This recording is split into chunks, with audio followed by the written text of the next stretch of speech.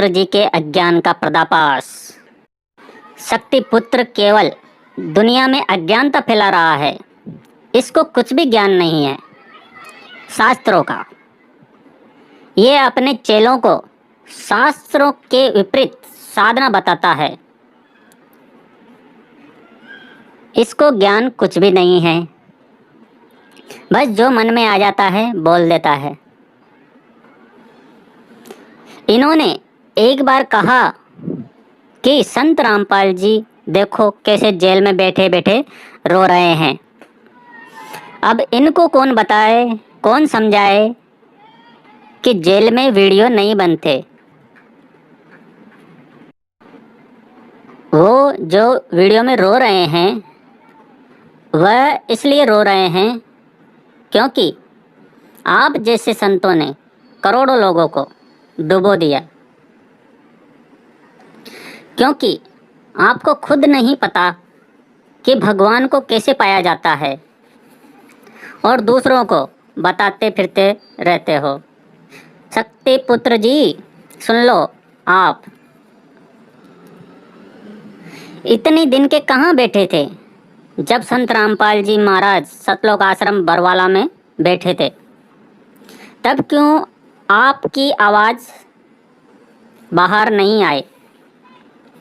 ये तो वो बात हो गई कि शेर पिंजरे में है और हाथी दहाड़ मार रहा है कि देख भाई मैं तुझसे नहीं डरता। अगर आपकी साधना सही है तो इतने दिन के कहाँ छिप रहे थे, सामने क्यों नहीं आए? आपने शायद सोच लिया है कि संत रामपाल जी महाराज जेल में है तो कोई क्या बिगाड़ लेगा मेरा। आप सुनो आपकी साधना कैसी है।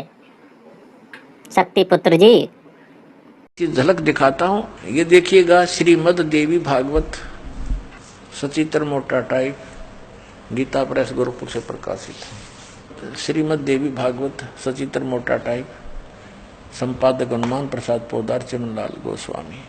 प्रकाशक व मुद्रक हैं गीता प्रेस गोरखपुर, गोविंद भवन कार्यालय, कोलकाता का संस्थान।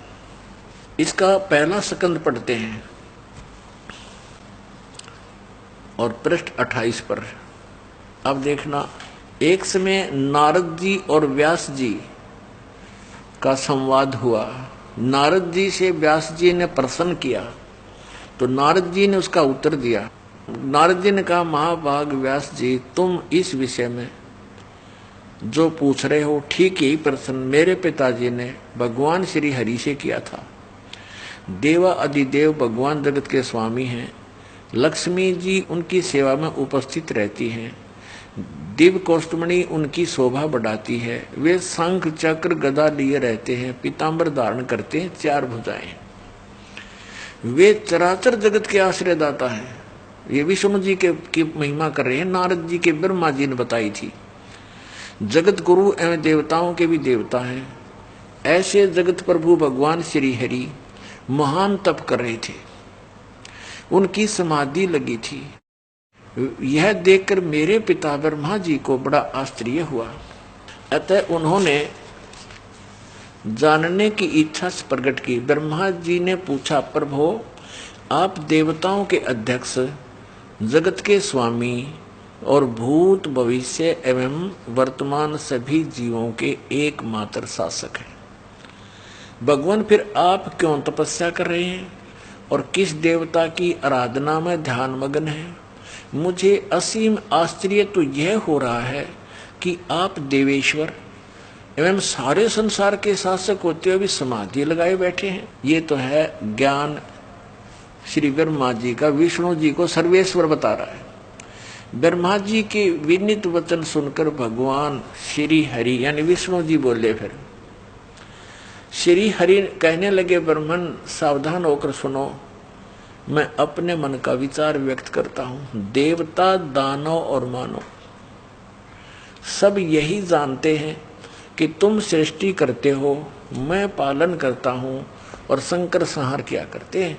किंतु फिर भी वेद के पारगामी पुरुष अपनी युक्ति से यह सिद्ध करते हैं कि रचने, पालने और संहार करने की यह योग्यता जो हमें मिली है इसकी अधिष्ठात्री शक्ति देवी है, दुर्गा है। वे कहते हैं कि संसार की सृष्टि करने के लिए तुम में राजसी शक्ति का संचार हुआ है, यानी ब्रह्मा जी रजगुण और मुझे सात्विक शक्ति मिली है, विष्णु जी सतगुण। रुद्र में तामसी शक्ति का आविर्भाव हुआ है, यानी शिव जी ये तमोगुण। उस शक्ति के अभाव में तुम इस संसार की सृष्टि नहीं कर सकते, मैं पालन करने में सफल नहीं हो सकता और रुद्र से संहार कार्य भी नहीं हो सकता। हम सभी उस शक्ति के सहारे ही अपने कार्य में सदा सफल होते आए हैं। सुवर्त प्रत्यक्ष और प्रोक्ष दोनों उदाहरण मैं तुम्हारे सामने रखता हूं, सुनो। यह निश्चित है कि उस शक्ति के अधीन होकर ही मैं इस शेष नाग की सैया पर सोता और सृष्टि करने का अवसर आते ही जग जाता हूं। मैं सदा तप करने में लगा रहता हूं और उस शक्ति के शासन से कभी मुक्त नहीं रह सकता। कभी अवसर मिला तो लक्ष्मी के साथ सुखपूर्वक समय बिताने का सौभाग्य प्राप्त होता है। मैं कभी तो दानों के साथ युद्ध करता रहता हूँ। अखिल जगत को भय पहुंचाने वाले दैत्यों के विकराल शरीरों को शांत करना मेरा परम कर्तव्य हो जाता है। और देखो यहाँ कमाल कर दिया, अपने आध्यात्मिक नॉलेज में तोड़ पाड़ दिया। श्री विष्णु जी कह रहे हैं कि मुझे सब प्रकार से शक्ति यानी दुर्गा प्रकृति देवी के अधीन होकर रहना पड़ता है। उन्हीं भगवती शक्ति का मैं निरंतर ध्यान किया करता हूँ। ब्रह्मा जी मेरी जानकारी में, मेरे आध्यात्मिक ज्ञान में, स्पिरिचुअल नॉलेज के आधार से विष्णु जी कह रहे हैं, ब्रह्मा जी मेरी जानकारी में इन भगवती शक्ति से बढ़कर दूसरे कोई देवता नहीं। अब आ गया अंत श्री ब्रह्मा और श्री विष्णु जी के अध्यात्म ज्ञान का। ब्रह्मा जी तो विष्णु जी को सर्वेश्वर बता रहे हैं, सब देवों के मालिक, सारे जगत के स्वामी, आश्रयदाता, और ये कह रहे हैं कि मैं तो दुर्गा के अधीन रहता हूँ, उसी का तप करता हूँ, उसी का ध्यान करता हूँ, उसी की पूजा करता हूँ। और मेरी जानकारी में, मेरे अध्यात्म ज्ञान में जितना मुझे ज्ञान है,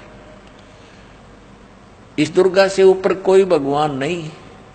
ये आ गया अंत श्री विष्णु जी के अध्यात्म ज्ञान का। अब श्री दुर्गा जी क्या कहती है, देवी जी क्या कहती हैं, हिमालय राजा को अपना अध्यात्म ज्ञान बताते समय देखिएगा। 7वां स्कंद और ये 562 पृष्ठ पे, ये 562 पृष्ठ। देवी के द्वारा हिमालय को ज्ञानोपदेश और ब्रह्म स्वरूप का वर्णन। पहले तो इसने अपने विषय में कुछ जानकारी दी है, लेकिन वो उसके विषय में कह दिया ये भी कंप्लीट नहीं है। श्री देवी जी कहने लगी, पर्वतराज उस ब्रह्म का क्या स्वरूप है यह बतलाया जाता है, जो प्रकाश रूप, सबके अत्यंत समीप में स्थित, हृदय रूप गुहा में स्थित होने के कारण गुहाचर नाम से प्रसिद्ध और महान पद अर्थात परम प्राप्य है। वह समस्त प्रजा के ज्ञान से परे है, अर्थात किसी की बुद्धि में आने वाला नहीं है, यह तुम जानो। जो परम प्रकाश रूप है, जो सूक्ष्म से भी अत्यंत सूक्ष्म है, जिसमें संपूर्ण लोक और लोकों में निवास करने वाले प्राणी स्थित हैं, वही यह अक्षर ब्रह्म है और वही सबके प्राण है, वही सबकी वाणी है और वही सबके मन है। अब देखो दुर्गा की उआ बाई ये यहाँ तक कह रही है वो अक्षर ब्रह्म है, आगे फिर कहेगी केवल ब्रह्म है, वही सबके मन है, वह परम सत्य और वह यह परम सत्य और अमृत अविनाशी तत्व है। सौम्य इसको हम अविनाशी बता रही है ब्रह्म को, दुर्गा अक्षर ब्रह्म कहती है। उस वेदने योग्य लक्ष्य का तुम वेदन करो, मन लगाकर उसमें तन्मय हो जाओ। सौम्य उपनिषद में कथित महान अस्त्र रूप धनुष को लेकर उपासना द्वारा तीक्ष्ण किया हुआ बाण संधान करो और फिर भावानुगत चित्त के द्वारा उस बाण को खींचकर उस अक्षर रूप ब्रह्म को अक्षर ब्रह्म समझो, ही लक्ष्य बनाकर वेदन करो। उसका मंत्र क्या बता रही है अक्षर ब्रह्म का? ओम।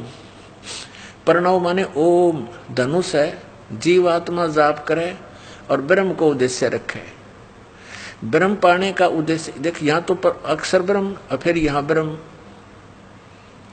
ओम उसका नाम है ब्रह्म का।